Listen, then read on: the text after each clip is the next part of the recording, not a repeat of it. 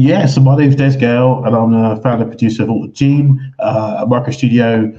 It's based in the UK, but we're all remote. So, I had a couple of friends who sort of we all used to work together, but then we scattered around the globe. So it's like, well, great, no problem. We can still keep going. So I've been in the game since 1998. I'm older than I look, and the last 10 of those have been as a producer. I've won 2 developer awards, the BAFTA award, and they were both for Life is Strange with Square Enix and Don't Nod. I'm the vice chair of a charity called Games Aid, where we're an umbrella charity and we collect donations over the course of a year, and then our members vote for which charities should get the money, and then it's roughly the top 8 or 9 charities that get the most votes. We can split the money equally towards them. I think we're close to about 5 million in donations now over the last 13 odd years. So yeah, doing all right. I'm a board member for the UK trade body for video games, and I'm a founding member of POC in Play, which is a racial equity and inclusion group for video games.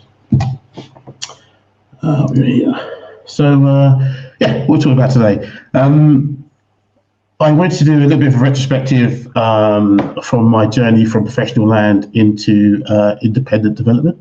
And in terms of takeaways, I mean, I just think hopefully through sharing some of the pain points that I've had over my career, I can kind of like help some of you guys out there. Yeah, I started a long time ago at Lego Media, and what we were kind of like the digital arm of Lego, the traditional toy company. Awesome first job to have. I started as a QA tester, but unfortunately testing and me didn't really go hand in hand. Luckily, my boss recognized this and he was like, hey, do you want to try some encryption stuff? And I was just like, yeah, sure, why not? So, yeah, I spent the next 2 years just doing some command line encryption tools, which kind of helped our game stop getting cracked on PC. I mean, you can measure the time in days rather than weeks, but those initial days was enough to save the money we made during those days not being cracked was enough to keep the business going for a while. But Lego, they're a family-run business, and they know toys. And they were a little bit ahead of their time. They knew the world was moving into digital space, but they just they weren't prepared to go, all in. So we had some creative differences. So for the first couple of games like Legoland and Lego Racers, they were awesome, but they were still limited because with our character design, they had to move like minifigs, which meant they only moved at 2 axes. And we were just like, okay, well, PS1 is 3D. It's got some nice graphics for that time. We need to be doing high fidelity animations. Yeah, so like, no, and then it just cascaded from there. So the games, like our competitors, were releasing, high quality games, high fidelity games, and Lego were just like, oh, you know what, we're out. Like, we're not doing games anymore. So imagine my surprise, fast forward 10 years, we see all the TT games with their amazing animations. It's just like, that's what we wanted to do. But hey, you live and learn. So yeah, they shut down the business unit, and that was redundancy number 1. I made a brief stop at Xbox after this, and I helped launch the original Xbox, which was cool. And it was really tough back then doing submissions because we had to process everything on big fat DAT tapes, 2 of them, and so processing submissions took a long time. Quite a bit better than the old CDs we used to burn for PlayStation, but time consuming also. But yeah, I was only there briefly. I was only there for a month because I actually got headhunted by EA, which initially was awesome. back in the day, I played Madden and FIFA. Like that is all I played. So when the same company came after me, I was just like, yeah, I've been.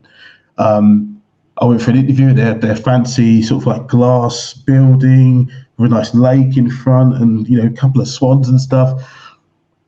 I wasn't even listening to what my future boss was saying. I was like, I'd already made up my mind. Sadly, when I did actually start working there, we were in the building over the road.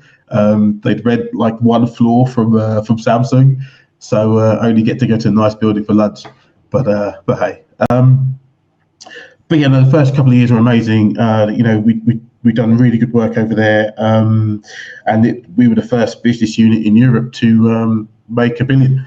And it was a massive celebration. We all went to Euro Disney, and it got out of hand. And long story short, we're not allowed back there as a company. But sadly, so into year 4, there was a new person arrived that had an issue with me, which turned out to be racial in the end. And it's weird. Growing up in England, I've had my fair share of troubles anyway. But so you develop a thick skin. So I wasn't really paying attention to it, and it was only when a colleague said to me, like, "Hey, like that's, he's acting out of line. Like you need to report this." So I did, and obviously it didn't end very well. HR did a very bad job at supporting me, and at that point, I'd made up my mind to leave, but I hadn't actually left yet. But I got an opportunity a year later. So basically, they're moving our business unit to Spain, and I just wrapped up 5 years there. So I did the sort of numbers in my head, and I was like, okay, I'll take voluntary redundancy and leave. And they were like, why? I was just like, well, it wasn't the same company it was when I started. So and 5 years is a good time. It's a good stretch. My dad, in his infinite wisdom, loyalty only goes one way, and that's from the employee to the company, not the other way around. Irrespective of what happened at EA, it would have been something else that I would have been on the wrong end of. Given the previous discussion about crunch and how companies, manage resources, right? They've all got a spreadsheet, and if the number at the bottom doesn't match, then a business unit disappears. So, I wasn't dumbstruck by loyalty, so it allowed me to move on, which was pretty cool.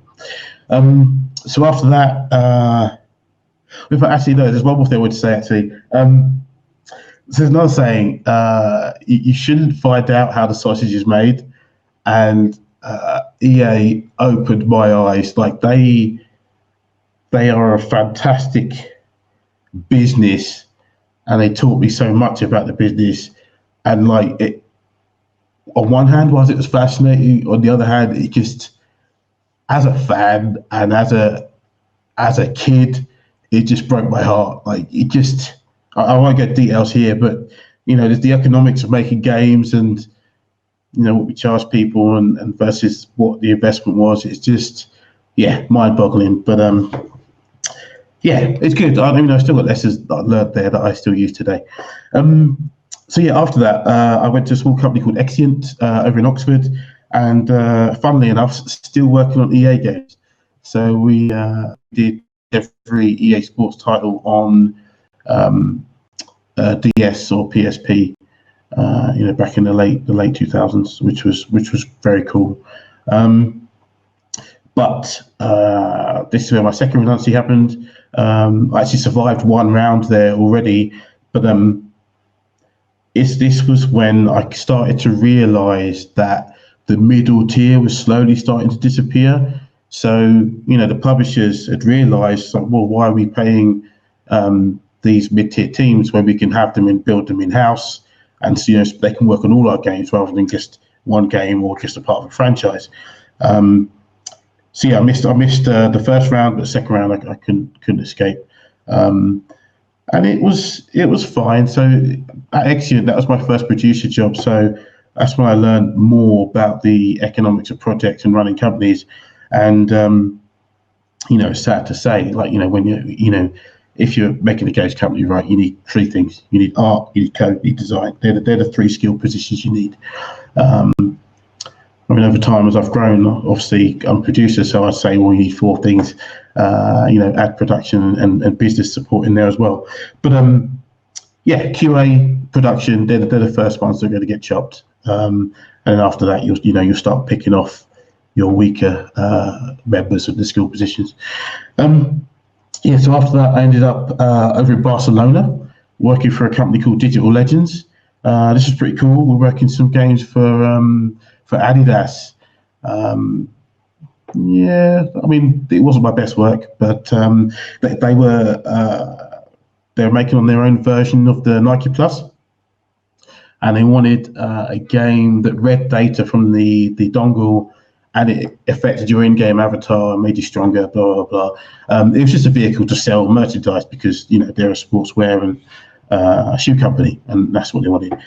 Great idea. Execution was interesting, but that was my first lesson of, never work on launch hardware because it won't be ready, and never work on prototype hardware because it definitely isn't ready.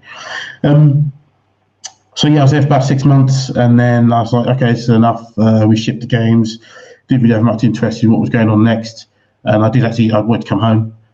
So I ended up at Climax, which is a studio down in Portsmouth, and this was really cool. We were working on a Legacy of Kain reboot for Square Enix.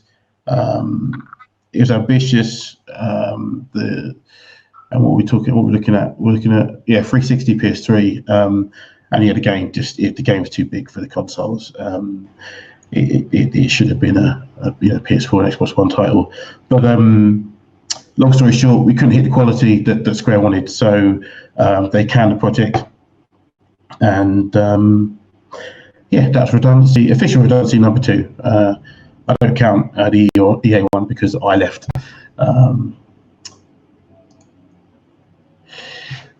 So that left me to go abroad again, back to the continent, and this time I ended up in Germany, working for Crytek.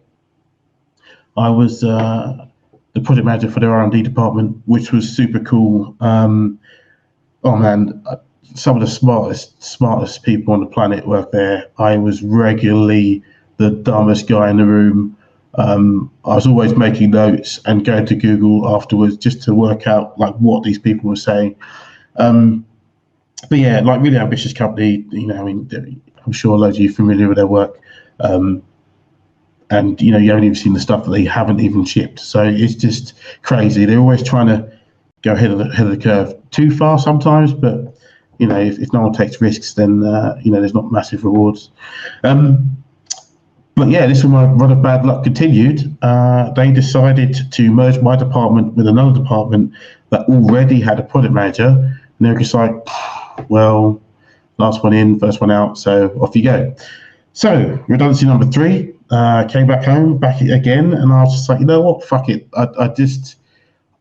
It's enough. I've got a family to feed, and this instability is just doing my head in. So I jumped out into Techland and worked for a mobile phone startup, and we were making entry-level Android devices for Asian markets. And it was all right. The premise was good. Hardware was good. We had a big hitting team. You had me from the sort of software technology front. We had a guy from Nokia doing the hardware stuff.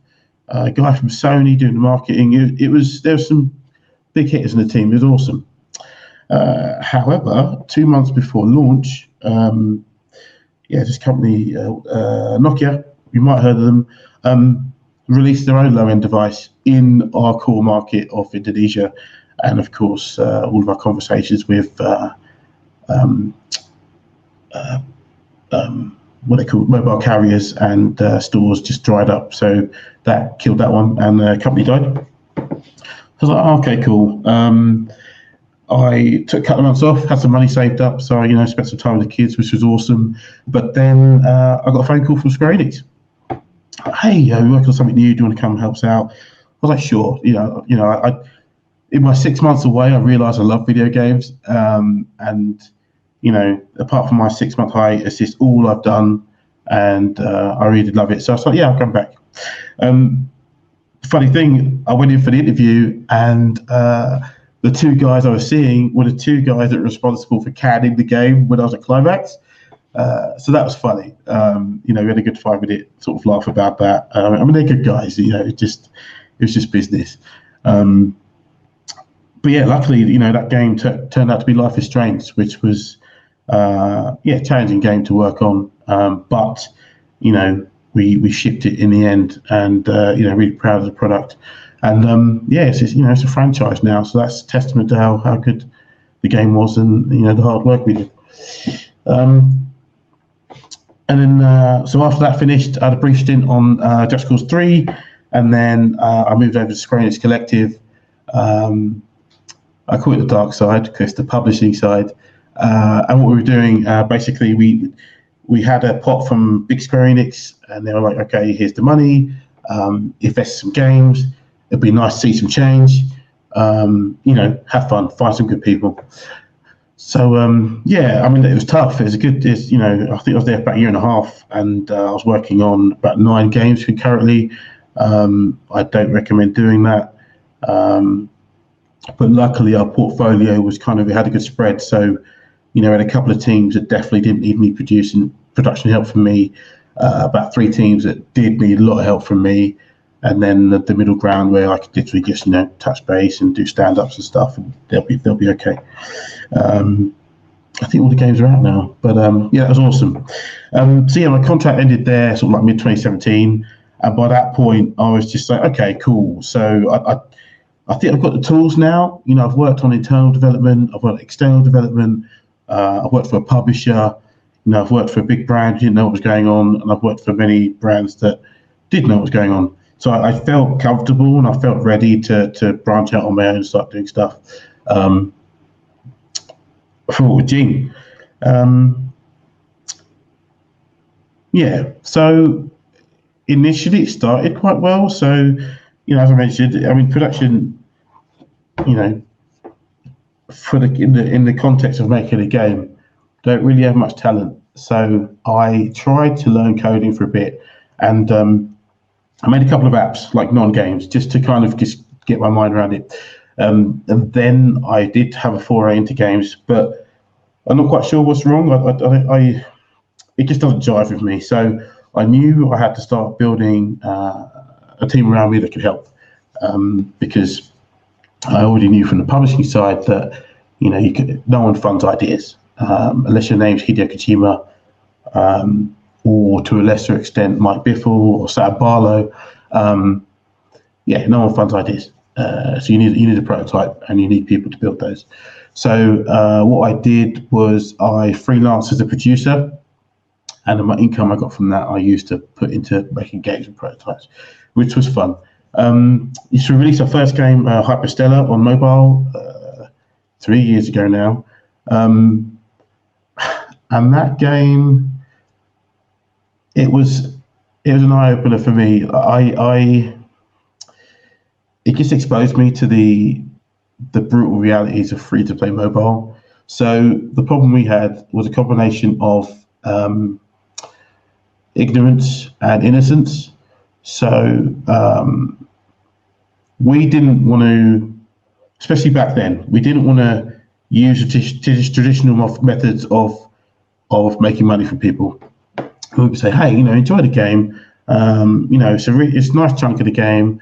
And if you want any more lives, you can watch a video, it'd be cool.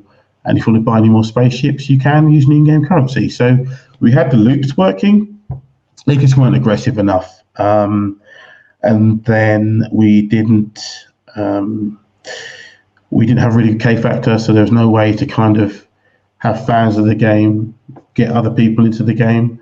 That was a massive mistake on my part.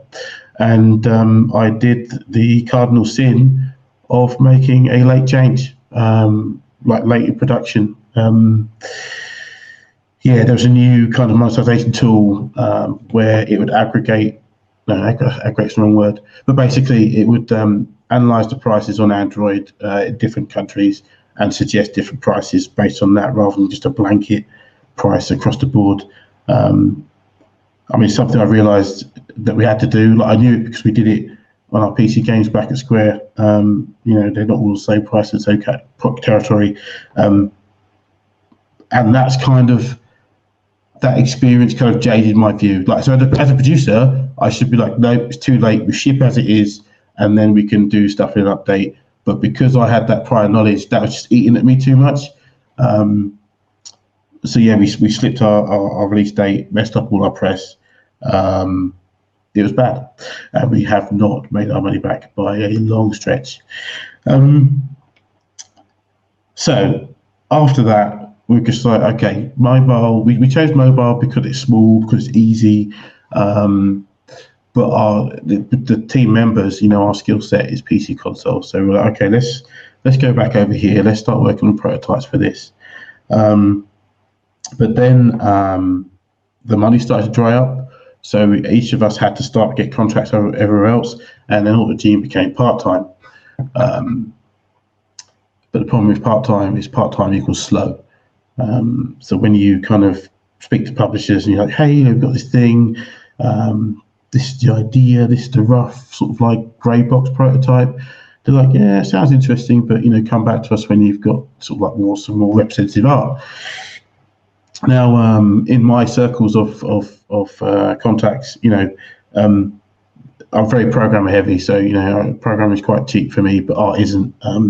Especially these days where, you know, you need that differentiator, right? Like, I think, this is not to be disrespectful to any programmers, but, you know, there's a level of competence, right, where you can make a game, and these days where it's striking in the market to catch people's eye, it's the art that does it, the tech behind it, to a certain extent. You know, is it what drives it? And then if you think about aesthetics, right? So Journey, Cuphead, even Biffle Games' new John Wick Hex, like, you know, it's got an aesthetic to it, right? So, you know, everyone could be like, see a screenshot, like, oh, that's that game. And yeah, and, you know, coupled with people saying, oh, you know, that's a Unity game or that's an Unreal game. There's traits that are common in most games, and there's these ones that we need to stand out on.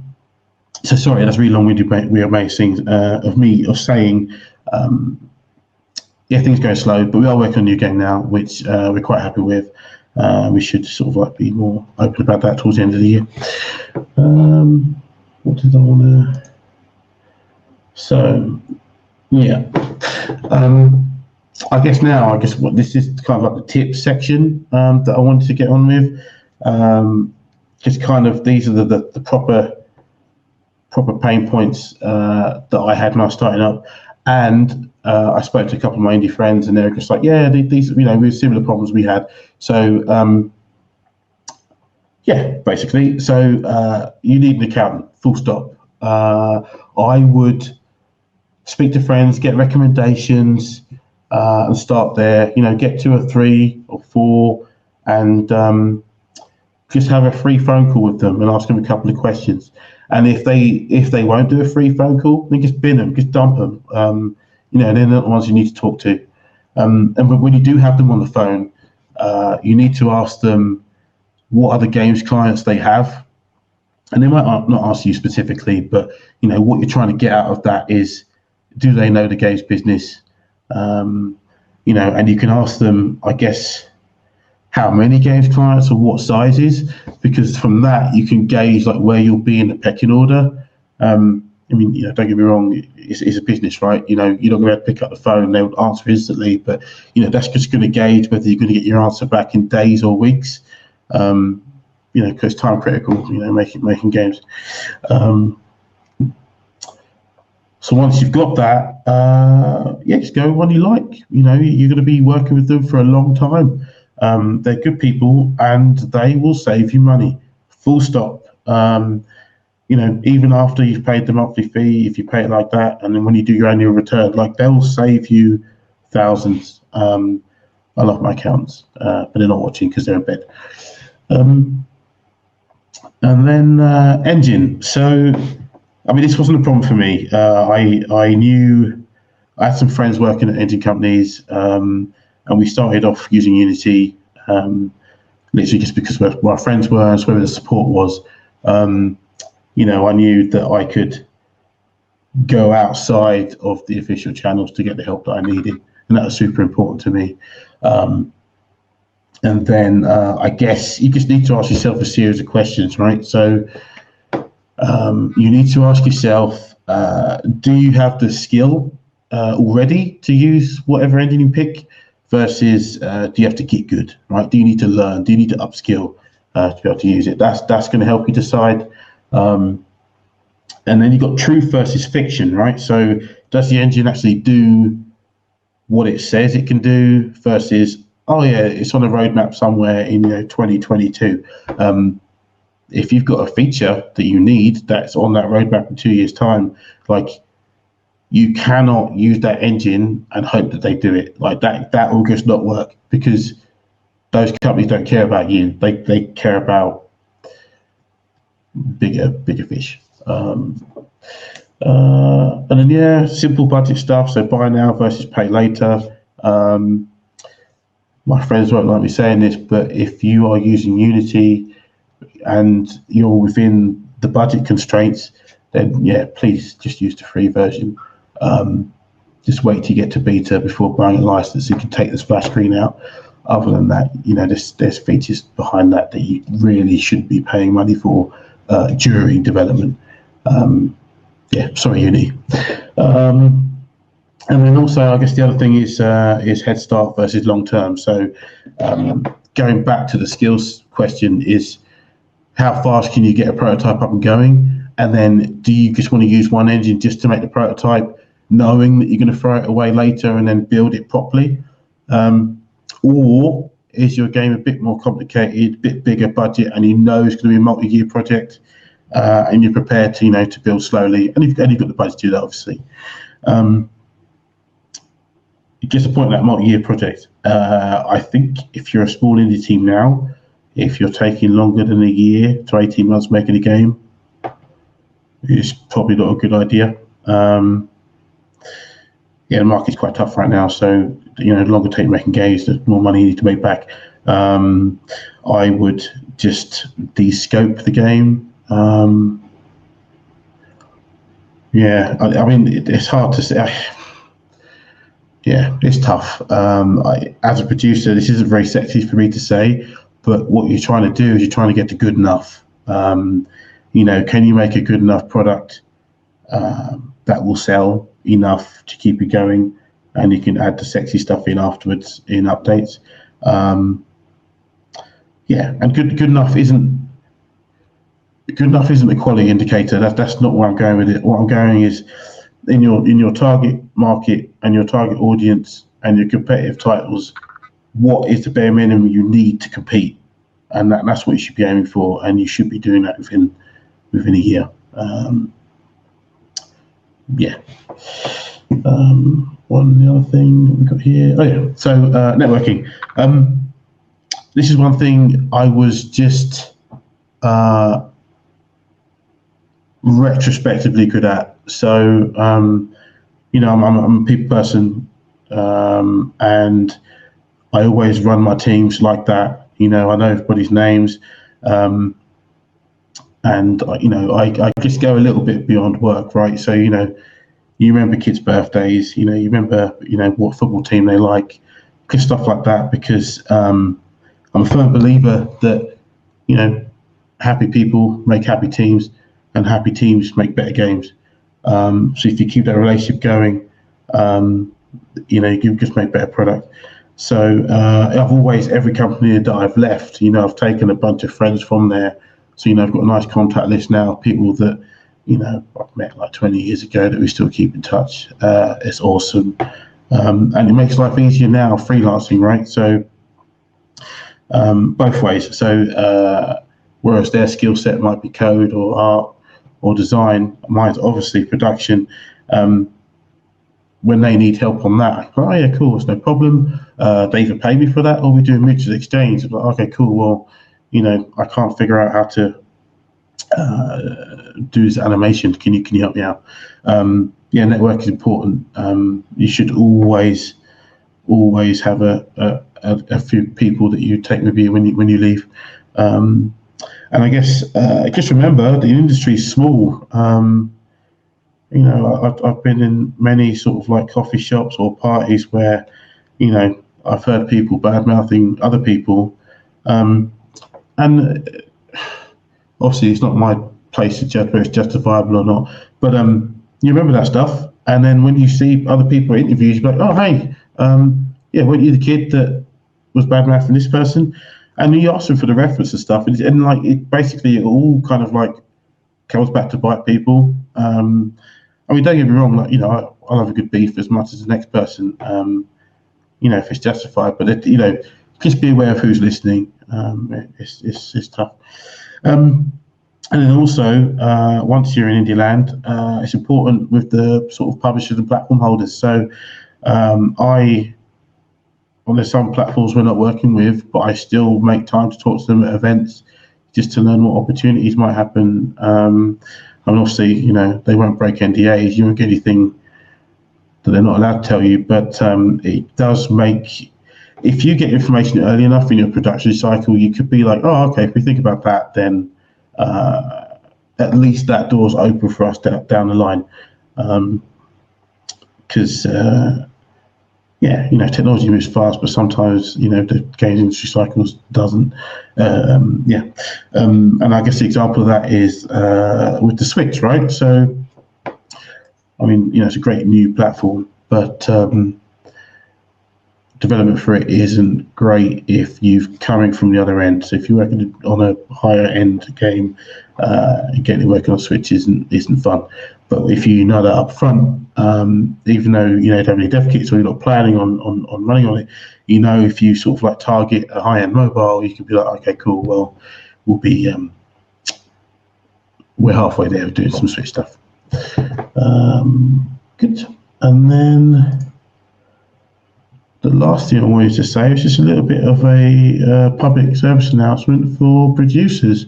So a lot of time people get in touch with me and they're like, oh, you know, we've run out of money and we're 6 months over schedule and we've got another 9 months left. I'm like, okay, I'm sorry to hear that, but it's too late. I can't help you. You know, everyone always calls me when the fire's burning and, you know, the project's unsalvable. And I'm going to do myself a disservice here. Like, I think if you're a small team, you know, if there's less than 5 of you, you do not need a full-time producer. That would be a waste of money and resource, but you should get someone part-time. You know, maybe just get them in every 2 weeks, beginning and end of a sprint, or however you manage your team. You know, you should speak to them just to sanity check and be like, look, does this project plan make sense? Could you tell us what a project plan is? Does this budget for this type of game and this scope, does that make sense to you? Trust me, you know, half a day or a day with them will save you a lot of money. And, you know, they don't all have to be super expensive.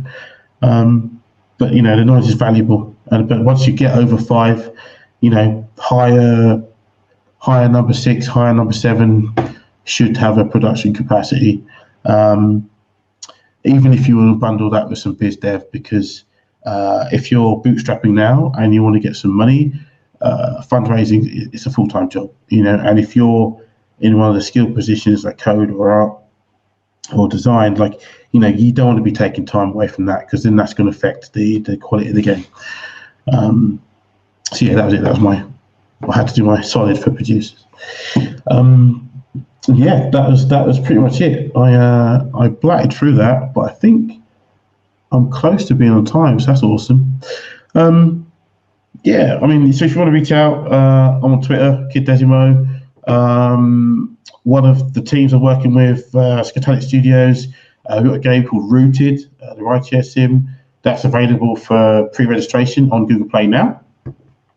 And as I mentioned at the start of the talk, yeah, I'm a member of Plug and Play, and I am hosting the first event outside of London. So if any of you watching from England, particularly in the north of England, come and join us in Manchester, and the link is in the on the slide there. Thank you very much. Oh man. All right, so we're piping back in. Hey, Des, thank you for the talk. I've actually got a couple of questions we want to hit you with, but first, thank you very much for the insight and helping indie teams prepare themselves for when and how to get producers involved in what they do. And I appreciate you actually being very honest and forthcoming about, hey, look, you don't need me yet. This is about when you would need me, and here's how to do it. Like, not being completely self-serving in life is a good quality, I'd say. So I appreciate that, man. Awesome. You want to jump in on question number 1, Brendan? Yeah. So before that, I want to do some commenting. Sure. Just listen to your talk. It was very much reminiscent of what I've gone through personally. It's like as I was going through, it's kind of like dragging my left foot. It's just like I'm gonna get us on to the next thing. And I totally empathize with what you're saying, because obviously Larry and I have the fortunate of being in the States, and a lot of the changes that we do with our moving and everything is between states. We don't really have to go out of our country, and it seems like it totally makes sense within Europe that you do have to move a lot and completely change your surroundings, since everything is so spread apart sometimes. What year exactly, at what point in your career where you felt like, not a specific year, but like years in your career where you're like about 6 years in, I was like, I'm not doing this anymore. This is insane. It's like year 2. Right. I'm over it. No, so initially, like the first couple of years, like it was still like brand new. Like I'm trying to think of Lego. My son was 1. So, working on Lego games, and, every so often there'll be some free Duplo that we could take. Like, he loved that. Like, I was a god to him. So that was all fine. And like I said, like going to EA, like that was just, like I had to pinch myself at that point. How old was I? I was still a kid. I was 22. And, just working on the amazing games that we did back then, like it was just a dream. And then even after what happened, in year 4, like still I wasn't done yet. I was like, I still want to make games. This is fun. But yeah, no, it was after Crytek. So Crytek was 2012. So that would have been 11. No, it was 13 years. Mm-hmm. Yeah. So it took you made it, bro. To get, yeah, exactly. Yeah, but after that, I was just like, oh man, this is I'm done. Especially with moving country twice, like that's not cool. Yeah. So I've got a question for you from, let's see, let me read it. Siberius X, question to speaker. If someone would want to start out as a producer and perhaps freelance, what would you recommend for that person? If someone has done a little bit of everything in indie game dev but decides to go production, what do you suggest that person do? So yeah, freelance production is tough, for the reasons I explained, but also so this is what's weird. There's 2 things that don't match. Yeah. There's loads of indie teams that need the expertise, but they don't want to pay for it, and that's tough. Like, and for the most part, I understand that. Like, you got to focus on the game. For me, this is going to sound quite biased, but for me, like, I'm old, so I know a lot of people, which means I can sort of get work from lots of people. Mm-hmm. Starting out as freelance is super tough, because you need to find a team that respects the value that you would bring. Yeah. But the problem is those teams are in the minority. Oh man, sorry, this is really bad. It's okay. My advice is to get a job for a year or 2 and then start to go out, because you're going to have the credibility problem, right? If you made a couple of indie games, immediately after that you've got, how many did they sell? Did they ship on time? And they're indie games, right? Unless they're like, I don't know, flamboyant games, which it wouldn't be. There's a small subset they could be, right? Yeah. Well, I don't know you, so if you have a big title like that, fine. But yeah, it's just about the networking. It's just about being out there. So, you know, I don't really use Facebook that much, but you know, social media. Just make sure that everyone you know knows that you're available, and then they can extend that out of their network. If they hear someone, oh, we need a producer. I know that this person is available. So. Okay, I like that advice too. Advice: get the job. Seriously, it's sometimes the way that you hear isn't the way that you want to hear. Like, but that's the hard truth is the truth for a reason. You know.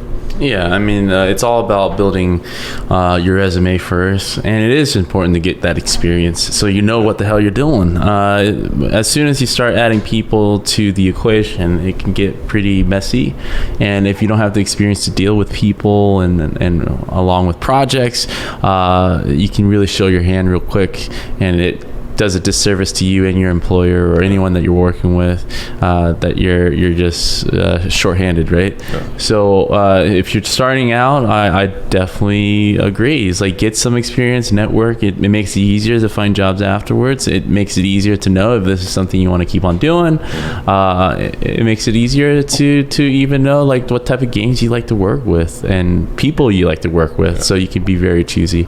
It's very hard to do that if you're doing freelance and even remotely, right? Yeah. Because you're losing that whole huge interaction trying to kind of like read through the context of a text or the context of anything else. It's like, oh man, the time he Skyped at me is a little different than the last time he Skyped at me. It's like, how can you read through that unless you're that good at people reading, right?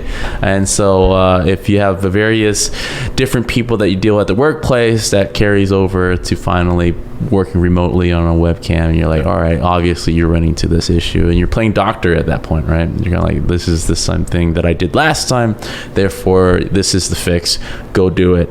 That's all you need to talk to me for this hour. I'll see you on Discord the rest of the day. That's a very good point. So I always, I mean, my fellow producers will hate me for this, but I always say that, you know, I could probably teach someone all the mechanical stuff of production in, you know, 4 or 5 months.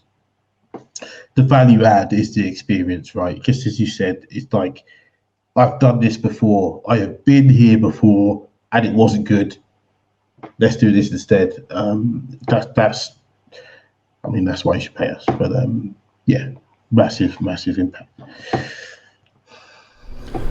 So I've got actually a question just personally from me. So if you're looking at, again, because that question seemed to be about getting your career started, and then, you know, just go ahead and get the job. I just wanted to say, like, I often feel like the resume, right?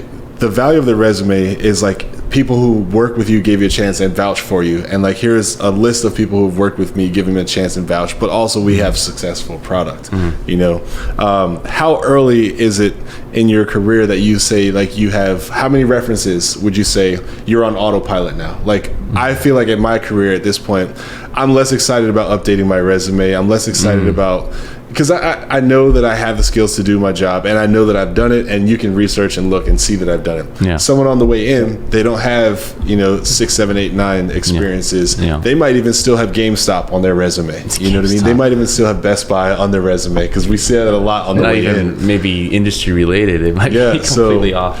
If there's a, like, what would you say is a great number to shoot for before you're like, look, here's how you prove yourself, get like one solid job for X amount of years, or is it get 2 jobs for X amount of years? Where would you say is the, like, all right, your seal's been broken, it'll probably be a lot easier for you now to find roles where people aren't so worried about you not having experience?